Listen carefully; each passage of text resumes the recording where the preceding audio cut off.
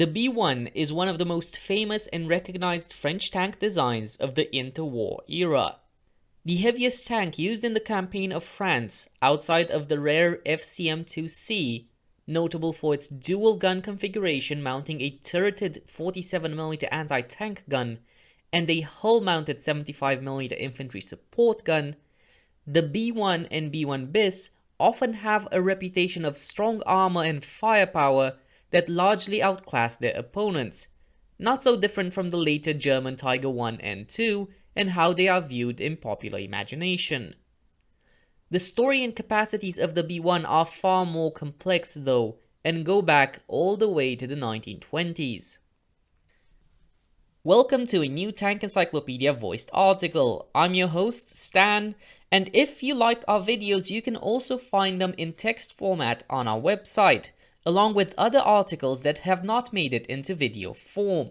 Go check it out, there's a ton of amazing illustrations and nice information in there. The roots of what would become the B1 go all the way back to the First World War, and how it played out for France. Initially outclassed by a German army that made more use of machine guns and heavy artillery, France saw Germany's armies make quick progress through its lands in 1914, seizing some considerable industrial centers and only being stopped and slightly driven back a few dozen kilometers away from Paris at the Battle of the Marne in September of 1914. From this point onward, despite numerous attempts by both sides, large breakthroughs proved impossible to achieve. The French army was bled white in numerous offensives launched on the Germans, or defending against German offensives. France suffered the second highest casualties per population rate during the war, behind only Serbia. Armor quickly developed within the minds of engineers of both France and Britain as a way to overcome the power of machine guns, repeating rifles and artillery, which bogged down infantry offensives. Production of tanks began in 1916 for France, with the Schneider CA1 and the Saint-Chamond, which both proved rather ineffective designs. In 1918, the much lighter Renault FT was deployed en masse, and with its modern features such as a fully rotating turret and a separate engine and crew compartment, proved vastly effective. It is often considered the best tank of the war, all nations taken into consideration. However, the FT had light armament, either an 8mm machine gun or a short 37mm infantry support gun. The idea of tanks which could combine the FT's modernity and agility but mount larger, more destructive weaponry was particularly attractive at the conclusion of the conflict. In 1921, General Jean Estienne, leader of the Subdivision des Chars de Combat, the branch of the French Army's infantry which operated the tanks, formulated requirements for a new tank concept, known as the Char de Bataille, the battle tank. The requirements formulated by Estienne requested a 13-ton tank, armed with either a 47mm or a 75mm gun in the hull, and 2 machine guns in the turret. It was to be given 25mm of frontal armor and 20mm at the sides, have a 120 horsepower engine, and be protected from combat gases. Most importantly, the prototypes which were to be manufactured by the invited companies were not to be adopted and produced as offered. Instead, the most interesting features of each would be taken and combined into a single vehicle. The final design would not be the property of any of the involved manufacturers, but of the French state, with orders then going to each of the manufacturers involved. The organization of the future tank's production was known as the Estienne Agreements. Requirements were sent to 5 companies: Schneider, Renault, Saint-Chamond, FCM, and Delaunay-Belleville, though the latter would not offer a new vehicle but a previous prototype that was basically an enlarged FT and was swiftly rejected. The Char de Bataille prototypes were tested from May of 1924 to March of 1925, starting at Rueil. One had been manufactured by FAMH and another by FCM, those being generally referred to as the Char de Bataille FAMH or FCM. Schneider and Renault had collaborated to design 2 different vehicles which shared a turret, engine, and similar hull design. The SRA was manufactured by Renault and the SRB was manufactured by Schneider. All prototypes had 3 crew members and weighed between 15 and 19 tons, featured a 75mm gun in the hull, 1 or 2 machine guns in a turret, a maximum speed between 15 and 20 km per hour, and up to 25 or 30mm of armor. Though details on what the vehicles went through during their trials are scarce, a number of innovative features were brought into prominence during these. The 2 Schneider Renault prototypes were generally the most influential ones, particularly to the future Char de Bataille's general shape. They also brought some novel features. The SRB notably featured the Nader steering system, an advanced hydraulic steering system that used castor oil and allowed precise movements of the hull required to aim the gun which otherwise had no traverse. It also had metallic track links with a short pitch, while all the other vehicles used long pitch tracks with wooden pads which quickly wore out. Some parts from the other prototypes were also adopted. The FAMH featured a pneumatic suspension system which provided a smooth ride and light controls, while the FCM gave the future Char de Bataille its clutch and gearbox. All said, the 2 SR prototypes remain by far the most influential.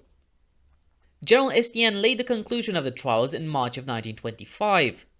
In the end, he requested the future Char de Bataille to use a general configuration based on the Schneider Renault prototypes, as well as the Renault 180 horsepower engine used in both. The Nader steering system was also to be taken from the SRB. While some features were brought on from the FCM and FAMH, the future Char de Bataille's features were vastly dominated by Renault and Schneider. The 2 firms, in collaboration with the technical section of combat tanks, assured the design of the future vehicle. A wooden mock-up was manufactured by Renault in 1926. The Char de Bataille had obviously been based on the SRA and SRB, but had evolved considerably from there. While both had been the heaviest prototypes presented at about 19 tons, the new design appeared even heavier and had a 4-man crew. Though the configuration with the gun mounted to the right was kept, a large square driver's post sticking out of the hull at its left, a feature which would be retained on the B1, appeared for the first time on the mock-up, with the vehicle's general shape generally closely resembling the future tank. The mock-up was 40 cm longer than the hulls of the SRA and SRB, and the overall dimensions were much bigger. A new suspension system had been devised. It used 3 larger bogies mounted on coil springs, which each contained 2 smaller bogies of 2 road wheels. 3 independent wheels using leaf springs featured in front of the bogies, and another one at the rear, the purpose of which was track tensioning and handling obstacles. A large frontal pulley also assured track tensioning. The suspension was taller than on previous prototypes, going around all of the hull, a feature somewhat similar to the British rhomboid tanks of World War I, though the suspension's design in itself was vastly different and was typical of a tank designed with trench crossing in mind. This suspension was vastly different from the one of the SRs, which used large leaf springs. It allowed the hull to be larger towards the side, extending the internal space of the vehicle and the crew compartment. Access to the suspension from the vehicle's interior was possible, while from the exterior, side skirts protected it from mud or damage. The vehicle's armor layout also received an upgrade from the Schneider Renault. While those had a maximum of 30mm of armor, the thickest armor plates on the B1's front were 40mm thick. These were the unangled plates, as plates which presented a high angle were thinner at 25mm. The sides were 30mm thick, the rear 25mm unangled, and 20mm for highly angled plates. The roof armor was 20mm thick and the whole bottom 15mm. This was a quite impressive armor layout by the standards of the mid-1920s, at a time at which anti-tank weaponry was still in its infancy. This up-armoring also contributed to the vehicle being heavier. A document confirming the Char de Bataille project from 1926 indicates a weight increase from the previous 13 to 19 to 22 tons, which actually would still be quite a lot lighter than the weight of the end project. The turret presented on the mock-up was designed by Schneider and was an evolution of the previous one featured on the SRA and SRB. It again was planned to receive 2 machine guns, though which exact model is unknown, as no armament was represented on the mock-up's turret. They may still have been Hotchkiss Model 1914 machine guns, firing 8 by 50mm rimmed level ammunition, but could instead have consisted of an early model of what would become the Mag 31, as France was already experimenting with its 7.5mm ammunition by that point. First the 7.5 by 58mm from 1924 onward, and then 7.5 by 54mm from 1929 onward. The turret mock-up did, however, feature two headlights, designed to give the commander a better visibility at night, but also very vulnerable to any kind of fire. In 1925, the French Ministry of War decided to order 3 prototype tanks in order to form an experimental platoon of chars de bataille, which would allow more in-depth experimentation than with a single prototype. The SDCC was given the task of establishing the contracts in November of 1925. 3 contracts were finally made official in March 1927. 1 vehicle was ordered from FCM, 1 from Renault, and 1 from FAMH. Though Schneider may appear to not be favored by these contracts, they were tasked with manufacturing the turrets for each vehicle. In general, each company which designed an element of the chars de bataille would produce it for the others, which means FCM had to deliver suspensions to Renault, Renault engines to FCM, etc. As for the whole 75mm guns, it appears they were not newly constructed but instead taken from the chars de bataille prototypes, though this is not certain. The first Renault prototype, number 101, would then have used the Schneider-designed 75mm of the SRA, while number 102 and 103 would have used the FAMH-designed 75mm guns of the FCM and FAMH chars de bataille prototypes. The guns used may, however, also have been early models of the 75mm SA-35 gun, designed by the Arsenal de Bourges, and which would later be featured on the production B1s. The first prototype of the B1 was manufactured by Renault in its facilities in Billancourt, in the western suburbs of Paris. The first prototype was produced using mild steel and not military-grade steel, as to make changes to design easier and quicker to perform and to keep costs down. This first prototype was completed in January of 1929 and, shortly after, trials began, though it would only be considered as fully completed in March of the same year, and still undergo various changes throughout its life. It was designated as number 101, though the number 001 was also used at some point of its experimental career. This tank appears to have been the first to use the 6-cylinder 250 horsepower bisected aviation engine that would be used on the B1, an evolution of the 6-cylinder 180 horsepower aviation engine used on the SRA and SRB. Prototype number 101 appears to have weighed 25.5 tons in its original configuration. The number 101 prototype was mostly similar to the Renault mock-up in design, featuring a whole 75mm gun. As first produced, it appears the prototype was fitted with an evolution of the Schneider dual machine gun turret design.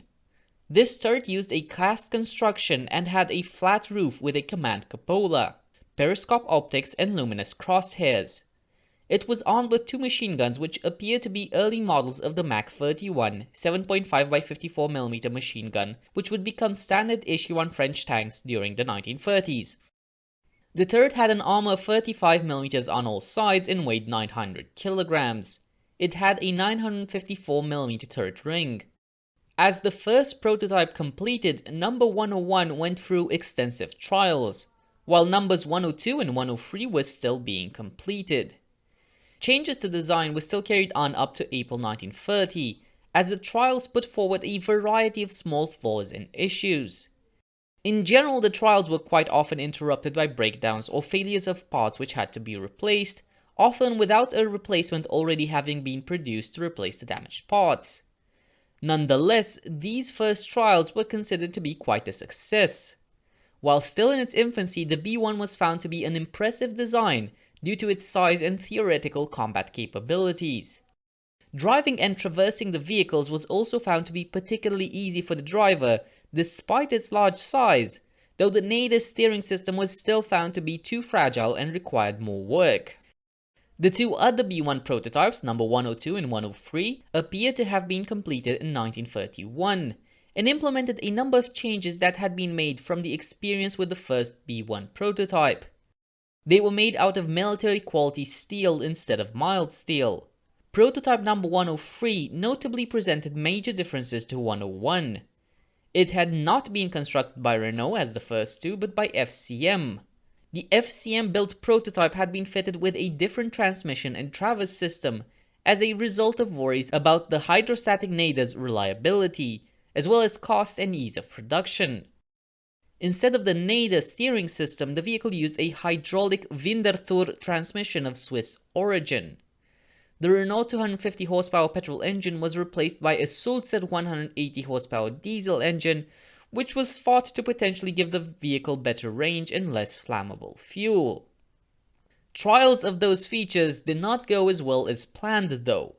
Trials of the Sulzer engine, produced in Switzerland and performed in the same country, showed it could not produce the desired output of 180 horsepower, which was already quite low for a vehicle as large and heavy as the B1, while producing excessive smoke. Vibrations also meant some speeds could not be used around the nominal rotation rate of 1020 rotations per minute, which would be incompatible with the proper operation of the tank in combat. The Winterthur transmission was found to not be particularly simpler than the Nader steering system. Another 180 horsepower diesel engine, designed by an engineer by the name of Clerget, was proposed for the B1, but refused by the STCC as it had no guarantee of even reaching this desired horsepower. The diesel and transmission experiments conducted on 103 would therefore not be carried over onto the B1, though they gave experience to FCM on the matter of diesel engines, which would appear in a more reliable form, albeit in a vastly less destructive package than the B1, in the FCM-36 light infantry tank of the late 1930s. An experimental section that included the three B1 prototypes was formed in 1931, with the crews beginning operation of their experimental tanks after a test period that went from August to October of 1941 in Rouen. On 23 October 1931, the experimental section left Rouen, skirting around Paris's region at an average speed of 12 km per hour and a maximum speed of 22 km per hour. On Christmas Eve 1931, the three prototypes went back to Rouen in a 23 hours, 225 km long journey in snowy condition. While this may not seem particularly impressive by more modern standards, this was quite a lot for an experimental tank in the early 1930s. By the end of 1931, the B1s had each run for about 100 hours and crossed about 1,000 kilometers in a variety of terrains. The report concluding on those 1931 trials stated that, while the B1 had some defects that required fixing, it was a good mechanic work, its robustness and rusticity making it an impressive battlefield machine. The trials showed that, after a journey of 50 kilometers, the tank would be immediately ready to enter combat. 12 hours would be required for maintenance and for the crew to rest after a 100-kilometer journey, and 24 hours after a 200-kilometer one. Trials of the three prototypes continued in the following years, with the vehicles being tested at the base of the Mourmelon and trialed in mechanized maneuvers in 1932. The trials, however, also showed that the B1 was a complex machine, which required extensive maintenance to be kept in working order, more so than most tanks of the era. Greasing the suspension mechanism was necessary every 100 kilometers, and this operation took 10 hours. Draining the engine and Nader steering system was necessary every 500 kilometers, a 15-hour operation. Repairing those was also time-consuming, as well as an extensive operation hard to perform for field workshops. A full day was needed to change the engine or whole 75mm gun, 15 hours to change a Nader steering system, and those required the use of a 2-ton overhead crane. As produced, all three B1 prototypes used the Schneider machine gun armed turret, which only provided a very limited armament. The turret was meant more as a command post for the commander to observe the battlefield and command the crew from, with the machine guns being used in a defensive role, while the 75mm gun would provide the tank's offensive firepower. This solution was quite lacking when it came to dealing with enemy armored vehicles. While the 75mm gun would have the power to punch through the armor of almost all tanks of the era, with its low velocity and lack of traverse, it would be challenging to aim against small or moving targets. As a result of this, more heavily armed turrets were experimented on B1 number 101, seemingly from 1932 onward. The first turret tested was an experimental turret of what would become the ST-1, which would be temporarily mounted on the D-1 infantry tank. This turret was of cast design. Its armament was a 47mm gun based on the 47mm Model 1902 naval gun. Though the final ST-1 design mounted on the D-1 featured a coaxial machine gun, the experimental turret mounted on the B-1 does not appear to have one. The ST-1 was a particularly ambitious concept. It was devised as a universal turret, which could be mounted on both the heavy Char B and the lighter Char D. It was even designed to be able to be mounted on the hull of the FT. While this was a theoretically interesting idea, mounting a single turret design across a wide variety of armored vehicles, it resulted in the ST-1 being a cramped one-man turret with poor balance and vision. Number 101 was later fitted with a more advanced design, the ST-2. Designed after the failure of the ST-1, this turret, while remaining very similar to the ST-1 in the sense that it was a one-man 47mm Model 1902 armed cast turret, featured better ergonomics and balance. It would end up being adopted as the standard turret for the D-1, though deliveries would only start from 1936 onward. The ST-2 was still a less than ideal design, as it was viewed as poorly protected and lacking an electrical motor to allow for quick rotation. Therefore, in December of 1933, studies began on a new turret, which would retain a 47mm armament, use a cast design, and feature independent elevation for the coaxial machine gun.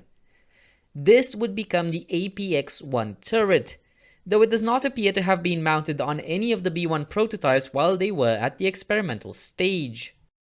Though the B1 progressed slowly but steadily across the late 1920s and early 1930s, the heavy infantry tank was far from being without opposition during the process. As early as the first trials of number 101, some officers expressed their preference for the lighter D1, a derivative of the NC, itself an enlarged variant of the Renault FT. Though far less technologically advanced, the D1 was vastly more economical and could be produced much earlier and in much larger numbers than the B1 if ordered at a large scale. The point of view that supported the D1 over the B1 gained considerable leverage when, in the early 1930s, international treaties put the question of a maximum allowed weight for tanks on the table. The most notable was the Geneva Conference of 2nd February 1932. Within the topics treated by this disarmament conference was the idea of putting a maximum weight limit on tanks. Specifically, the weight of new tanks would have been reduced to 20 tons. This was a massive threat to the B1, which had at this point largely exceeded this weight limit at about 27 tons. At the same time, while the D1 appeared increasingly obsolete in comparison to the B1, a new lighter tank design was being studied by Renault, the UZ, which would become the D2. Studies on it started in January of 1930, with the first prototype being manufactured in 1932. The D2 provided a similar armor layout of 40mm maximum thickness, and its firepower was similar to the one provided by the gun turret of the B1, seeing as the prototype was first armed with an ST turret and then an APX-1. However, and crucially, it was lighter, at 19.75 tons, just below the limit discussed at the conference. The D2 option was further supported by the fact that a 75mm armed assault gun, based on the chassis of a colonial prototype, the 75 Garnier Renault based on the D3, was being studied, and could realistically also fit within the 20 tons limit. The combination of the two would have offered the same firepower as the B1, while remaining safe from international treaties. The saving grace of the B1 may have come from the rise of the National Socialist regime in Germany. On 14th October 1933, the new German regime announced it was withdrawing from the discussions of the Geneva Conference, largely putting the legitimacy and usefulness of the conference in question. This pushed the French army to finally pass a first production order for the B1 in March of 1934, after 2 years of consideration, and the French government announced it would assure its security by its own means and withdraw from the conference on 17th April 1934. The first production order for the B1 came on 16th March 1934, motivated by the abandonment of the Geneva Conference and perhaps by the rise of an increasingly hostile regime in Germany. This contract, 30 DP, contained 7 vehicles, which were to be delivered from September of 1935 to January of 1936. This contract only concerned the hulls of the vehicles, with the turret orders being separate. The production arrangements were also slow and complex. All the way back in 1921, it had been agreed that the production of the char de bataille would involve all manufacturers which had taken part in the project, which made the production of this multi-company machine particularly complex. Price was also a considerable concern, with the offer by the manufacturers being 2,500,000 francs for each hull, which was reduced to 1,400,000 for the first order. A second order for 20 vehicles was passed in April 1934 with a price of 1,218,000 francs per unit. In comparison, a D2 hull had a price of 410,000 francs. A last order for 5 vehicles, all to be assembled by FCM, was passed in April of 1935. In the end, 32 production B1s would actually be manufactured. Prototypes number 102 and 103 were also refitted to the production standard and issued operationally, giving a total of 34 operational B1 tanks. The first production B1, number 104 Verdun, was delivered in December 1935.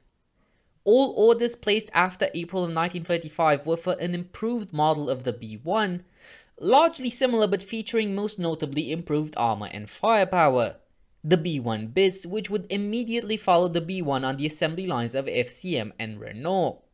The first B1 Bis, number 201 France, would enter service in February of 1937.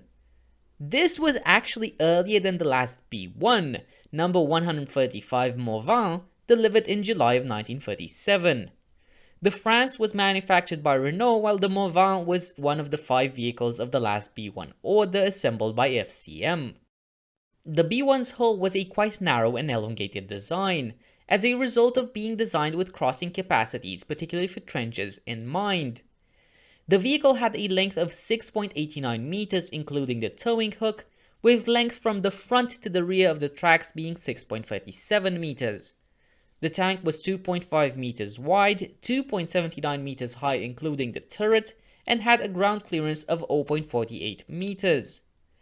The B1's hull front, sides and rear consisted of bolted 40mm thick plates, angled rearward for the front plates. The most notable feature of the hull front outside of the 75mm gun was the driver's plate. Placed on the vehicle's left, it was a large armored box which stuck out of the general shape of the hull. This post featured a number of vision devices, such as small vision ports on the sides and lower front, closable episcopic sight, a telescopic sight, and an openable central hatch. The hull also featured a radio placed under the turret ring. This was an ER-53 model 1932 radio. It only operated on a Morse key with no voice option. It had a range of about 15 kilometers and a weight of 80 kilograms. A crewman was tasked with operating this radio and with handing 47mm shells from the hull racks to the commander. This radio was installed on the crew compartment side of the bulkhead, which separated it from the engine compartment. A particularly interesting feature of the B1 is that a door existed to enter this engine compartment.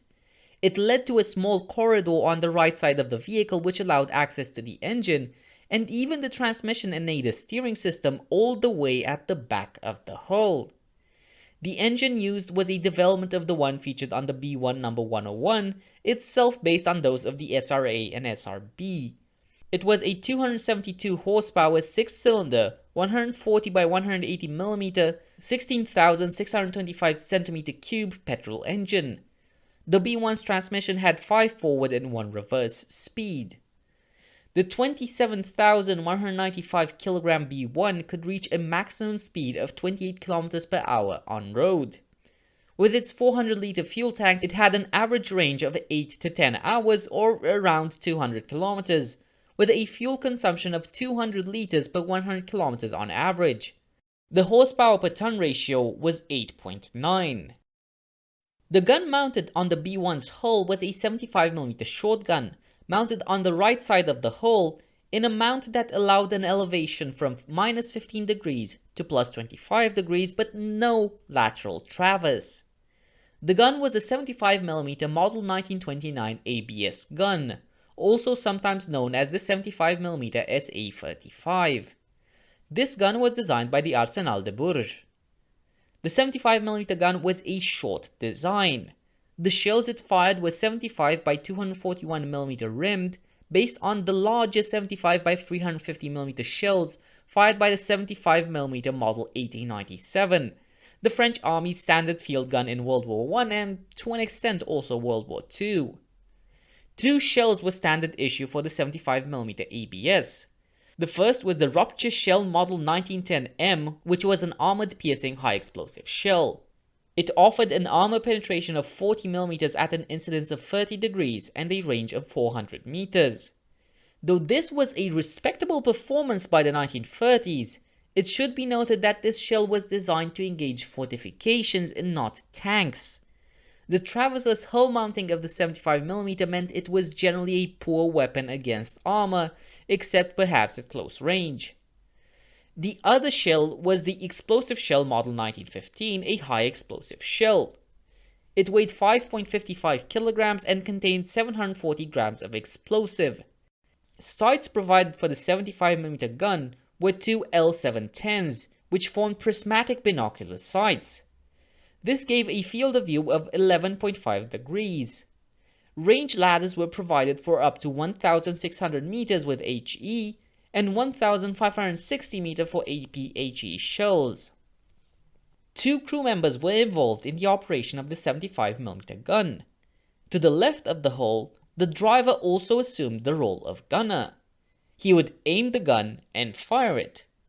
Behind the 75mm gun, seemingly sitting on the floor as no seat appears to have been provided, was the loader of the gun. 80 75mm shells were carried within the hull of the B1. The theoretical rate of fire of the gun was quite high at 15 rounds per minute. However, within the constraints of an enclosed armored vehicle with a limited crew, the rate of fire would be closer to 6 rounds per minute with APHE shells and the first 6 HE shells. After that, as the fuses would have to be inserted into the shells for HE, the rate of fire would decrease to 2 to 4 rounds per minute. The whole armament also featured a 7.5mm Mach 31E machine gun mounted to the right of the gun in a fixed mount. The machine gun was invisible from outside of the tank and, with absolutely no traverse, would have been a weapon of very little use, far more situational and less practical than the coaxial machine gun in the turret. The gun mount of the B1's 75mm did not allow for any lateral traverse, meaning aiming the gun horizontally was assured by rotating the hull itself. This required precise traverse to be possible. This was assured by a system called the Nader. The Nader system's creation predates the B1, with a first patent filed in 1907, with several additional ones and improvements coming in the following years.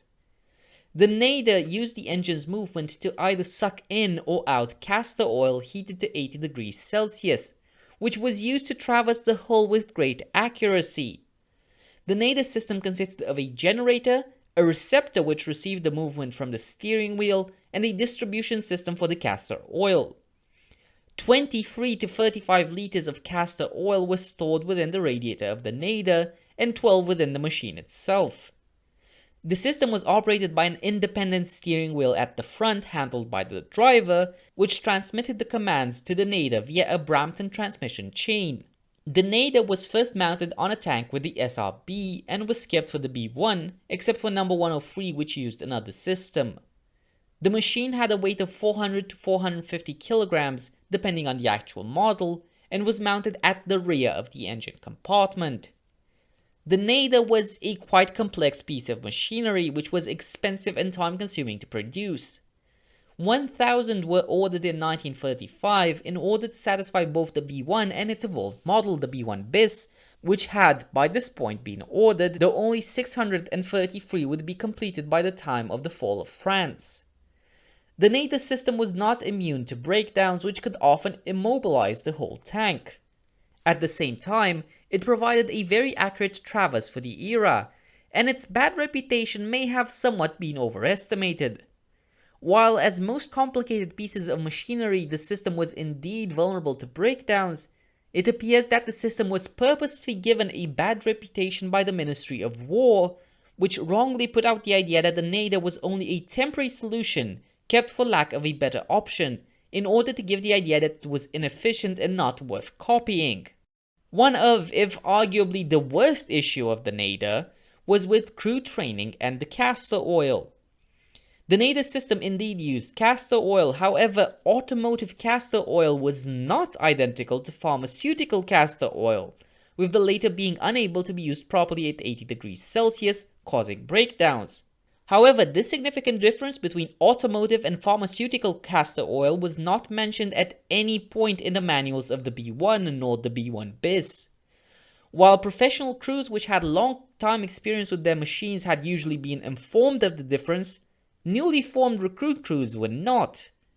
This resulted in many emptying drugstores of their castor oil to put into their B1s during the campaign of France, only to cause the system to break down and often bring the whole tank along with it. The Nader was also criticized for causing excessive fuel consumption, as it required the engine to be turned on in order to operate. That's all for this video. Make sure to follow our website, we'll be releasing new articles on the regular. You can follow us on Facebook, Twitter, Instagram or Reddit, and if you use Discord there's a link to our community server in the description. Also, likes, comments and subscriptions on YouTube are greatly appreciated. If you would like to help us continue to develop and expand, also consider donating on Patreon or PayPal. All of the funds will be used to help us enhance and design new articles and features for you. Until next time, keep us in your sights.